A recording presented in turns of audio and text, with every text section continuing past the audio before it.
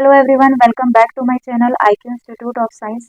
कैसे हो आप सब? आई होप आपके बोर्ड के एग्जाम की प्रिपरेशन बहुत ही शानदार तरीके से चल रही है।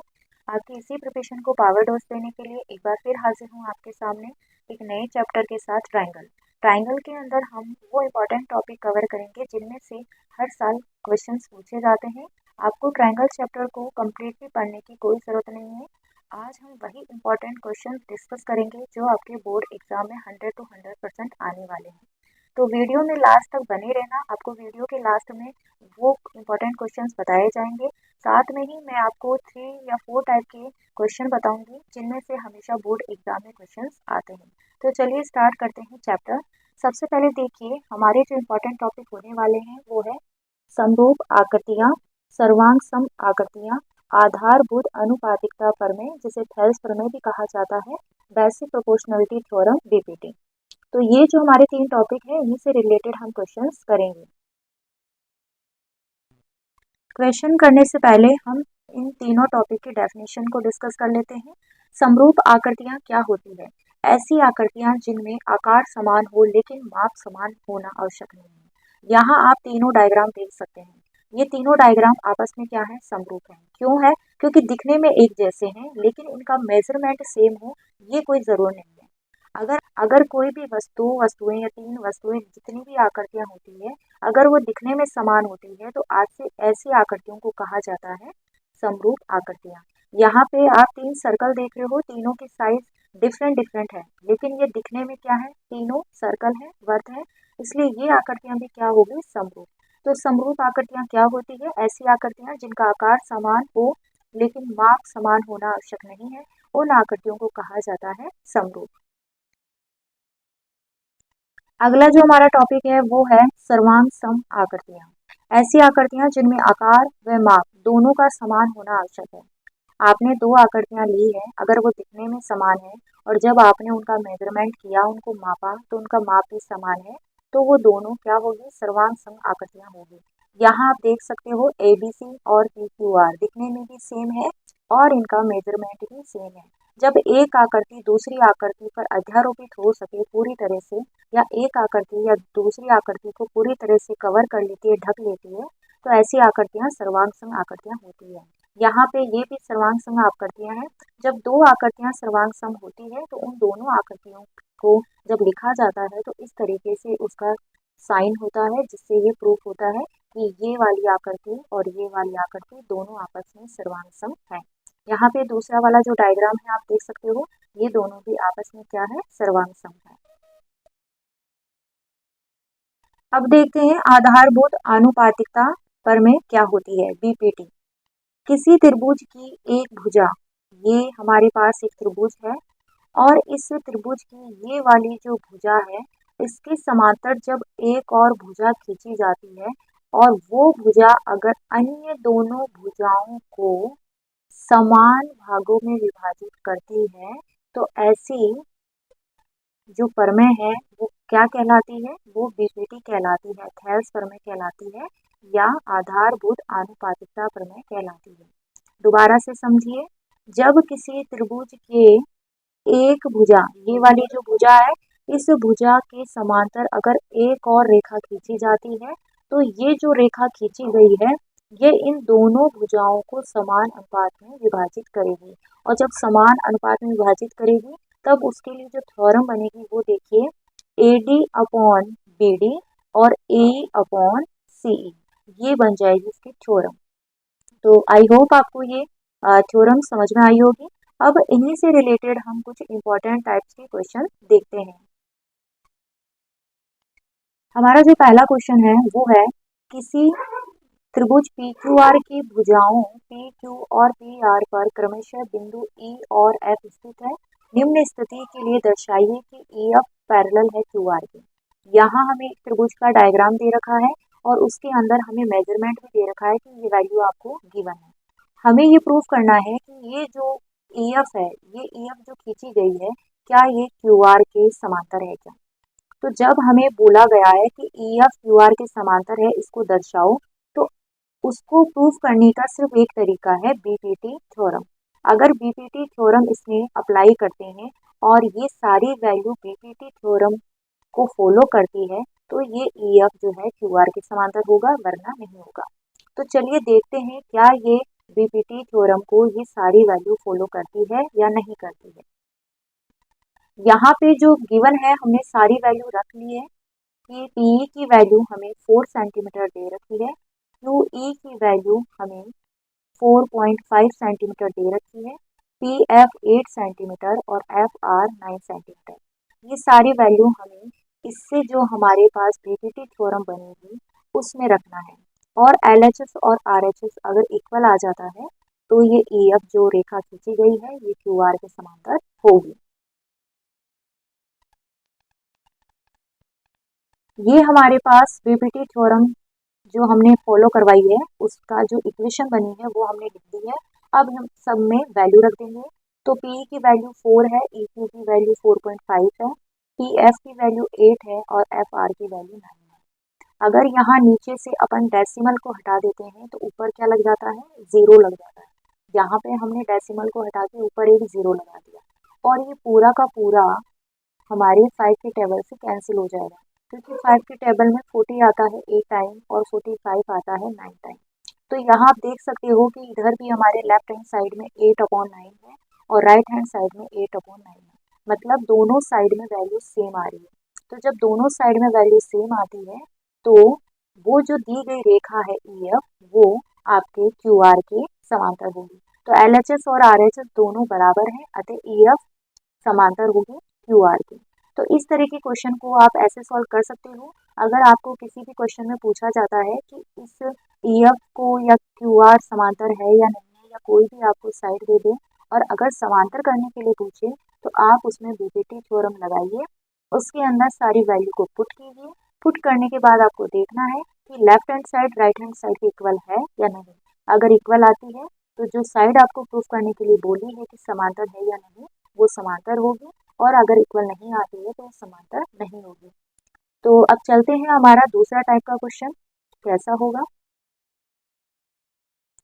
अगला क्वेश्चन का जो टाइप है वो देखिए, यदि एल एम समांतर है सी बी के और एल एन समांतर है सी बी के। यहाँ देख सकते हो ये जो एल एम है वो समांतर है बी सी के और यहाँ पे जो एल एन है वो समांतर है बी सी के। ये हमें क्वेश्चन में दिया गया है।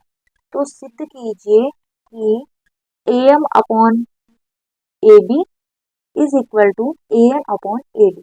तो यहाँ पे हमें ये वाली जो थ्योरम है इसको सिद्ध करना है। तो ये देखते ही आपको क्या करना है, दिमाग में आपकी एक चीज आई होगी कि ये तो बीपीटी थ्योरम है और यहाँ हमें एक चीज गिवन है। इससे पहले हमने क्या किया था, हमें ये वाली चीजें प्रूफ करनी थी, तब हमने बीपीटी थ्योरम अप्लाई की थी, ये वाला हमने अप्लाई किया था और ये हमारे पास प्रूफ हो गया था। अब हमें ये गिवन है और हमें ये प्रूफ करना है। तो इसको प्रूफ करने के लिए पहले हम डायग्राम को देखते हैं। देखिए यहाँ डायग्राम में हमें बताया गया है कि जो एलम है वो बीसी के क्या है, पैरेलल। तो जब एलम बीसी के पैरेलल होगी तो इस वाले ये जो आधा हमारे पास ट्राइंगल है इसके अंदर बीपीटी थ्योरम लग जाएगी। दूसरा वाला ये जो ट्राइंगल है इसमें ये जो एलम है ये जो हमारे पास डीसी है इसकी क्या है, समांतर है। तो जब इसके समांतर है तो इस वाले हाफ ट्राइंगल में भी बीपीटी थ्योरम लग जाएगी। तो दोनों में बीपीटी थ्योरम को हम अप्लाई करेंगे अलग अलग। एक बार इसमें बीपीटी थ्योरम लगाएंगे, एक बार इसमें बीपीटी थ्योरम लगाएंगे। दोनों जब बीपीटी थ्योरम आ जाएगी तो उन दोनों को कंपेयर करके देखेंगे। तो चलिए चलते हैं आगे, क्वेश्चन में क्या बोला गया है। यहाँ पे हमने जो हमें गिवन है वो हमने लिख दिया। हमें गिवन है एल एन पैरेलल है सी बी के, तो हमने ट्राइंगल लिया ए बी सी। हमने सबसे पहले ट्राइंगल कौन सा लिया, ए बी सी। ये हमने ट्राइंगल ले लिया यहाँ पे ए बी सी। जब ए बी सी हमने लिया तो बीपीटी थ्योरम से अब क्या करेंगे, हम बीपीटी थ्योरम इसमें अप्लाई करेंगे। उसके बाद में देखिए हमें दे रखा है एल एन पैरेलल है सी बी के, तो हम ट्राइंगल लेंगे ए डी सी। ट्राइंगल जब ए डी सी लेंगे तो बीपीटी थ्योरम जब उसमें अप्लाई होगी तो हमारे पास इक्वेशन आ जाएगी ये A N upon A D A L upon A C. ये हमारे पास इक्वेशन आ गई। अब इन दोनों इक्वेशन से हम क्या करेंगे, दोनों इक्वेशन की कंपेयर करेंगे तो हमारे पास A M upon A B is equal to A N upon A D आ जाएगा। देखो हमारे पास कैसे आएगा, यहाँ आप देख सकते हो AM अपॉन AB इक्वल है AL अपॉन AC के, और यहाँ देखिए AN अपॉन AD इक्वल है AL अपॉन AC के। दोनों तरफ दे रखे हैं AL अपॉन AC और AL अपॉन AC। जब ये दोनों AL अपॉन AC के इक्वल हैं तो ये आपस में भी क्या होंगे, इक्वल होंगे। तो हमने क्या किया, इन दोनों को आपस में इक्वल कर दिया, और यही हमें प्रूफ करना था। ठीक है, यही हमें प्रूफ करना था, तो हमने प्रूफ कर दिया बीपीटी थ्योरम से कि ये जो हमें रेखाएं दे रखी है पैरेलल, इससे ये वाली जो थ्योरम है वो प्रूफ हो चुकी है। चलते हैं हमारे नेक्स्ट टाइप के क्वेश्चन की ओर।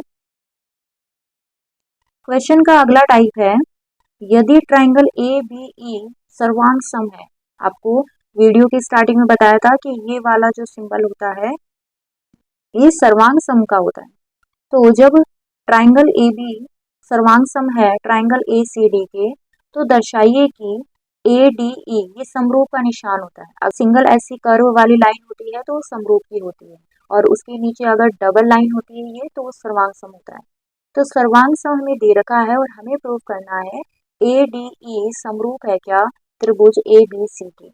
तो हमें क्या गिवन है वो देखिए, हमें दे रखा है ABE, मतलब ये वाला जो ट्राइंगल है वो ACD के सर्वांग सम है, और जब सर्वांग सम होता है तो उनके कोण भी समान होते हैं और उनकी भुजाएं भी समान होती है। अब हमें जो प्रूफ करना है वो देखिए, हमें प्रूफ करना है क्या ADE, ये वाला जो ADE है क्या वो ABC के समरूप है। तो हमें जो दे रखा है हमें उससे ही इसको क्या करना है, प्रूफ करना है कि ये समरूप है या नहीं है। तो जो गिवन है हमने लिख लिया, ट्राइंगल ABE सर्वांग सम ट्राइंगल ACD। अब देखिए, सर्वांग सम त्रिभुज की संगत भुजाएं समान होती है। अगर क्वेश्चन में दे रखा है कि सर्वांग सम है तो आपको क्या करना है, उनकी जो संगत भुजाएं हैं उनको समान ही लेना है, क्योंकि सर्वांग सम का मतलब क्या होता है, भुजाएं जो होती है दोनों त्रिभुजों की आपस में समान होती है। तो यहाँ पे देखिए संगत भुजाएं समान, संगत भुजाओं का क्या मतलब होता है, जिनका उभयनिष्ठ बिंदु एक होता है। आप देख सकते हो यहाँ पे AD और AE जिसका एक सिमिलर पॉइंट है A, AB और AC इसका भी एक सिमिलर पॉइंट है A। यहाँ पे ये जो BE है या CD है ये संगत भुजाएं नहीं होगी। संगत भुजाएं वही होती है जो एक बिंदु से जुड़ी हुई रहती है। अब आगे देखिए, अब हमें जो प्रूफ करना है, जो समरूप हमें प्रूफ करना है वो हमने ले लिया ट्राइंगल ADE और ट्राइंगल ABC। अब हम क्या करेंगे, समीकरण 1 व समीकरण 2 दोनों को ले लिया, समीकरण 1 में समीकरण 2 का भाग दे देंगे। जब समीकरण 1 में हमने समीकरण 2 का भाग दे दिया तो हमारे पास इक्वेशन आती है AD upon AB AE upon AC। दूसरी चीज ये कि सर्वांग सम है तो उनका जो कॉमन एंगल है वो भी क्या होगा, सेम। तो यहाँ आप डायग्राम में देख सकते हो कि इनका जो कॉमन एंगल है वो क्या है, ए है। तो यहाँ पे जब आप ABE लेते हो या ACD लेते हो तो दोनों का कॉमन एंगल कौन है, ए। तो यहाँ पे ए भी क्या हो जाएगा, कॉमन, कॉमन हो गया। तो समरूप की थ्योरम देखो यहाँ आ चुकी है, क्योंकि बीपीटी थ्योरम यहाँ अप्लाई हो गई है। जब हमने सर्वांग सम से जो हमें इक्वेशन मिली है उन इक्वेशन का एक दूसरे में भाग दिया तो यहाँ पे हमें एक थ्योरम मिल गई, और ये थ्योरम किसमें अप्लाई हो रही है, जो ADE और ABC वाले त्रिभुज है उसमें अप्लाई हो रही है। देखो कैसे अप्लाई हो रही है, अगर आप ABC ये वाली जो लाइन है इस वाली लाइन को भूल जाओ, इस वाली लाइन को भूल जाओ, बस ये DE आप मान लेते हो। तो यहाँ देख सकते हो DE BC के क्या है, पैरेलल है। और जब भी कोई किसी त्रिभुज के अंदर कोई एक रेखा खींची जाती है दूसरी रेखा के समांतर, तो वो दूसरी जो भुजाएं होती है उनको समान भागों में विभाजित करती है। तो यहाँ पे हमारे पास क्या हो जाएगा, AD अपॉन AB और AE अपॉन AC।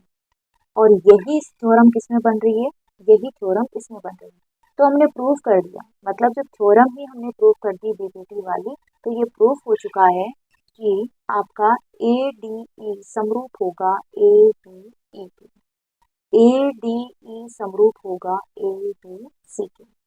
तो आई होप आपको ये क्वेश्चन भी बहुत अच्छे से समझ में आया होगा। अब हमारा जो इस वीडियो का लास्ट टाइप का क्वेश्चन है वो देखते हैं।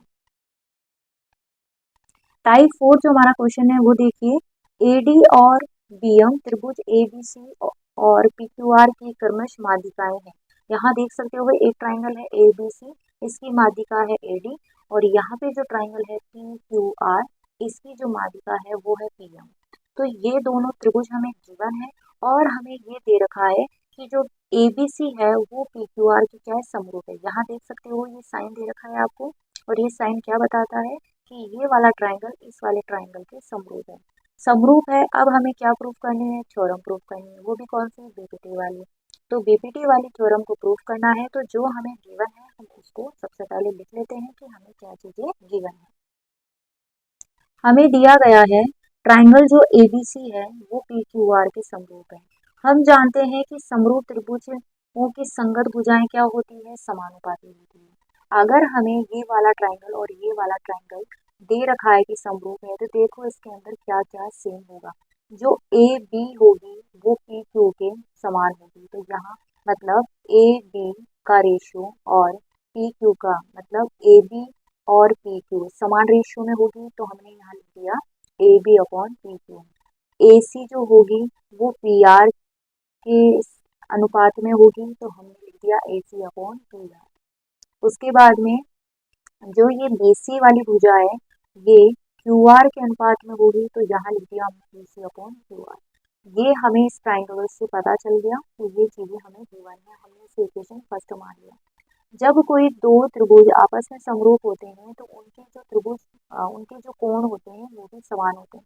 तो यहाँ पे ए वाला एंगल जो होगा वो पी के समान होगा, बी वाला एंगल क्यू के समान और सी वाला एंगल आर के समान होगा।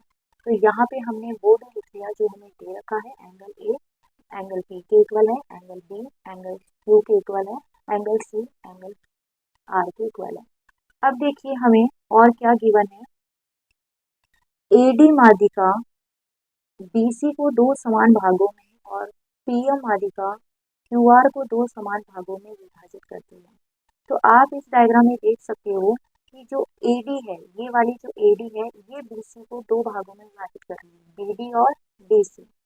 यहाँ पे जो आप देख रहे हो पीएम वाली जो माध्यिका है वो क्यूआर को दो भागों में विभाजित कर रही है, क्यूएम और एमआर। तो यहाँ से हमें ये पता चलता है कि अगर हम क्यूएम लेते हैं तो वो किसके इक्वल होगी, क्यू आर अपॉन टू, मतलब क्यू आर का हाफ। यहाँ पे अगर आप बी डी लेते हो तो वो किसके इक्वल होगी, बी सी का हाफ। तो हमने यहाँ पे लिख दिया B D equal to B C का हाफ, तो बी सी हमारे पास आ जाएगा टू बी डी। यहाँ हमने लिख दिया Q M equal to Q R का हाफ, तो क्यू आर की वैल्यू आ जाएगी टू क्यू एम। अब समीकरण 1, 2 व 3 से समीकरण 1 हमारे पास स्टार्टिंग वाली, समीकरण 2 हमारे पास ये, और समीकरण 3 हमारे पास ये। तो हमने स्टार्टिंग में जो A B upon P Q है उसको हमने ऐसे ही रहने दिया। देखिए हमने A B upon P Q को ऐसे ही रहने दिया। उसके बाद में हमें यहाँ पे बीच वाले को हमने अभी छोड़ दिया, बी सी अपॉन जो क्यू आर है, B C upon Q R है, इसकी जगह देखो हमने क्या लिख दिया, यहाँ पे जो बी सी है उसकी जगह हमने लिख दिया टू बी डी, और नीचे जो क्यू आर है उसकी जगह हमने लिख दिया टू क्यू एम। तो टू से टू ये आपका कैंसिल हो जाएगा, तो ऊपर तो बच जाएगा बी डी और नीचे आ जाएगा क्यू एम। तो यहाँ लिख दिया हमने, ऊपर आ गया बी डी, नीचे आ जाएगा क्यू एम। अब आप देख सकते हो कि एंगल बी एंगल क्यू के इक्वल है, तो जब एंगल बी एंगल क्यू के इक्वल होगा तो आपका जो बीच में माध्यिका आएगी उसका अनुपात भी क्या होगा, वो भी समान अनुपात में होगी। देखिए किस तरीके से समान अनुपात में होगी। यहाँ पे जब एंगल बी एंगल क्यू के इक्वल होगा, एंगल बी एंगल क्यू के इक्वल होगा, तो जो ए डी होगी वो पी एम के समान अनुपात में होगी। तो इस तरीके से आपने देखा कि यहाँ हमें क्या क्या सेम मिला, A B upon P Q, और हमें सेम मिला A D upon P M, और हमें सेम मिला B D upon Q M. तो हमें प्रूफ क्या करना था, हमें तो यही प्रूफ करना था A B upon P Q और A D upon P M. तो देखिए फाइनल में लास्ट में हमें ये चीज प्रूफ हो चुकी है। जो हमें प्रूफ करना था वो हमें मिल गया है, A B upon P Q, B D upon Q M, A D upon P M. आज आपको वो इम्पोर्टेंट टाइप के क्वेश्चंस बताए गए हैं जिनमें से हमेशा क्वेश्चंस बोर्ड एग्जाम में पूछे जाते हैं। अगर आप इन 4 टाइप के क्वेश्चंस की प्रिपरेशन अच्छी कर लेते हो तो आपको इस चैप्टर के अंदर कुछ अननेसेसरी वाले टॉपिक्स या फिर क्वेश्चंस प्रिपेयर करने की जरूरत नहीं होगी। आपको मैं वो एक्स्ट्रा क्वेश्चन बताऊंगी, अगर आप सिर्फ वही क्वेश्चन कर लेते हो तो आपको पूरे ट्रायंगल वाले चैप्टर में कंप्लीट क्वेश्चंस करने की 1% भी नेसेसरी नहीं होगी और आप अपने बोर्ड एग्जाम में बहुत अच्छा स्कोर कर पाओगे। तो देखते हैं वो क्वेश्चन कौन से हैं इम्पोर्टेंट। ये देखिए एक्स्ट्रा क्वेश्चन आपके, ये सारे के सारे एक्स्ट्रा क्वेश्चन आपके तैयार किए गए हैं आपकी बुक में से। कुछ ऐसे क्वेश्चन हैं जो एग्जाम्पल हैं और कुछ ऐसे क्वेश्चन हैं जो एक्सरसाइज में से दिए गए हैं।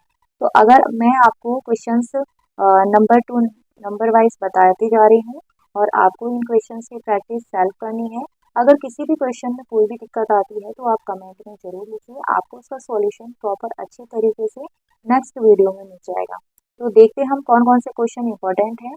फर्स्ट क्वेश्चन है आपका, यदि कोई एक सरल रेखा ABC की भुजाओं AB और AC को क्रमशः D और E पर प्रतिच्छेद करे तथा भुजा BC के समांतर हो तो सिद्ध कीजिए कि AD upon AB AE upon AC होगा।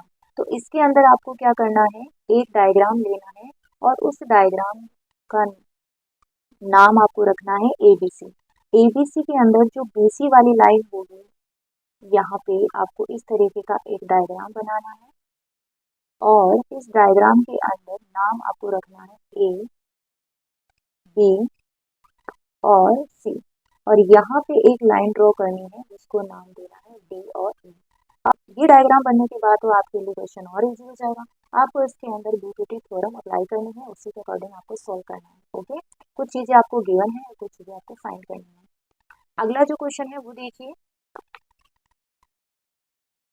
आकृति में PS upon SQ is equal to PT upon TR तथा एंगल PST एंगल PRQ सिद्ध कीजिए। ठीक है, हमें सिद्ध करना है कि ट्राइंगल PQR एक समद्विबाहु त्रिभुज है। तो समद्विबाहु का मतलब क्या होता है, जिसकी दो भुजाएं समान होती है। तो आपको बीपीटी थ्योरम दे रखी है और एक ट्राइंगल जो है, एक एंगल जो है इक्वल दे रखा है।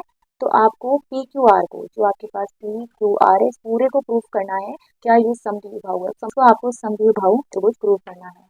अगला देखिए क्वेश्चन जो इम्पोर्टेंट है आपके लिए, आकृति में DE समांतर है BC के तो AC ज्ञात कीजिए। तो इसमें बीपीटी थ्योरम आपको अप्लाई करनी है, जो वैल्यू आपको गिवन है वो वैल्यू आपको रखना है, जो आपसे पूछी गई है ये वाली वैल्यू पूछी गई है। तो जब सारे के सारे आपस में आप कैलकुलेशन इसकी करोगे तो ये लास्ट वाली साइड आपके पास आ जाएगी। अगला आपके लिए क्वेश्चन जो इम्पोर्टेंट है वो है, आकृति में DE समांतर है AC के। यहाँ पे देखिए ये जो DE है वो समांतर है AC के और जो DF है वो समांतर है AE के। तो आपको इसको सिद्ध करना है, इसके अंदर भी आपको बीपीटी थ्योरम अप्लाई करनी है। अगला क्वेश्चन है, ABCD एक समलंब है जिसके अंदर AB समांतर है DC के तथा इसके विकर्ण पर इस पर बिंदु O पर प्रतिच्छेद करते हैं। दर्शाइए कि AO upon BO is equal to CO upon D। तो यहाँ पे आपको क्या करना है, एक समलंब चतुर्भुज लेना है और उस समलंब चतुर्भुज के अंदर दो विकर्ण आपको कट करने हैं। इस तरीके से आपको समलंब चतुर्भुज बनाना है और उसके बाद में विकर्ण आपको कट करने हैं और यहाँ नाम दे दिया O। ये हमारे पास जो समलंब चतुर्भुज है उसका नाम है ABCD। तो यहाँ आप देख सकते हो कि आपके पास जो ट्राइंगल है वो 4 आ चुके हैं, लेकिन आपको क्या करना है, कहीं पे भी एक लाइन को इस तरीके से ड्रॉ करना है कि वो एक लाइन की क्या होनी चाहिए, समांतर, और बाकियों की क्या होनी चाहिए, दो जो अन्य लाइन है, अन्य जो रेखा है उसको कट करने वाली होनी चाहिए। तो मैं अगर इसको यहाँ से मान लो कट कर देती हूँ और यहाँ मैंने नाम दे दिया E, तो आप देख सकते हो कि मेरे पास एक ये ट्राइंगल आ गया, ये वाला, और ये किसको फॉलो कर रहा है, बीपीटी थ्योरम को फॉलो कर रहा है। आप इसमें बोल सकते हो कि ADC एक ट्राइंगल है और जिसके अंदर EO एक ऐसी रेखा है जो DC की क्या है, समांतर। तो बस और क्या है, आ गया आपका आंसर। आपको बस इसी वाले ट्राइंगल को लेकर बीपीटी थ्योरम को अप्लाई करके ये वाला प्रूव करना है। एग्जाम में आपसे इसको उल्टा करके भी क्वेश्चन पूछा जा सकता है। आपको ये पूछा जा सकता है कि ये आपको गिवन है, ये आपको गिवन है, आपको ये प्रूव करना है क्या ये समलंब चतुर्भुज है। तो सेम आपको क्या करना है, बीपीटी थ्योरम को ही अप्लाई करना है। बीपीटी थ्योरम से पहले साइड को आप इक्वल प्रूफ कीजिए, फिर ट्राइंगल को, और जब साइड और ट्राइंगल इक्वल प्रूफ हो जाएंगे तो आपको ये प्रूव करना है क्या ये ओ वाला पॉइंट है बीच में से मिड में से डिवाइड इस विकर्णों को करता है क्या। अगला जो क्वेश्चन है वो देखिए, यदि पी क्यू समांतर है आर एस के तो सिद्ध कीजिए ट्राइंगल पी ओ क्यू समरूप है एस ओ आर के। तो हमें हमारे पास यहाँ दो ट्राइंगल दे रखे हैं, दोनों ट्राइंगल को समरूप प्रूफ करना है। एक चीज हमें गिवन है कि पी क्यू जो है वो आर एस से क्या है, समांतर है। तो इसमें भी आपको बीपीटी थ्योरम अप्लाई करके समरूप प्रूफ करना है। जैसे देखिए आप एक साइड आपको बता दिए जाएंगे, जैसे संगत संगत के बारे में बताया था कि ये एक क्यू आर जो होगी वो ओ क्यू के अनुपात में होगी, पी ओ जो होगा वो एस ओ के अनुपात में होगा, क्योंकि ये एक बिंदु से क्या हो रही है, जुड़ी हुई है। जब एक बिंदु से जुड़ी हुई होती है संगत भुजाएं क्या होती है, समान अनुपात में होती है। अगला क्वेश्चन देखिए, आकृति आपको गिवन है और आपको एक एंगल दे रखा है 70 डिग्री, एक एंगल दे रखा है 125। तो आपको इसके अंदर डीओसी फाइंड करना है, डीओसी, तो ये वाला एंगल आपको फाइंड करना है। उसके बाद में आपको डीसीओ फाइंड करना है, DCO, तो ये वाला एंगल आपको फाइंड करना है। और लास्ट आपको OAB फाइंड करना है, OAB, तो ये वाला एंगल फाइंड करना है। तो आपको इसके अंदर कौन सी चीज अप्लाई करनी है, इसके अंदर आपको ये देखना है कि ये वाली जो लाइन है 180 डिग्री की होती है और इससे बनने वाले एंगल को जब प्लस करते हैं तो सारे के सारे किसके इक्वल आते हैं, 180 के। तो अगर आप इस वाले एंगल को 180 में से माइनस करते हो तो आपके पास ये वाला एंगल आ जाएगा। इन दोनों को जोड़ के 180 में से माइनस करते हो तो ये वाला आ जाएगा, और ये वाला जो होगा अल्टरनेट एंगल जो होते हैं उसके अकॉर्डिंग ये वाला क्या हो जाएगा, सेम हो जाएगा। तो इस तरह के क्वेश्चन को भी आप अच्छे से सॉल्व कर सकते हैं। अगला देखिए, अगला क्वेश्चन है, आकृति के अंदर आपको बता रखा है कि क्यू आर जो है क्यू एस के अनुपात में है और क्यू टू जो है पी आर के अनुपात में है, और आपको ये भी गिवन है कि जो एंगल 1 है वो एंगल 2 के इक्वल है। आपको ये प्रूव करना है कि P Q S T Q R के समरूप है क्या। तो इसमें भी आपको बीपीटी थ्योरम लगानी है।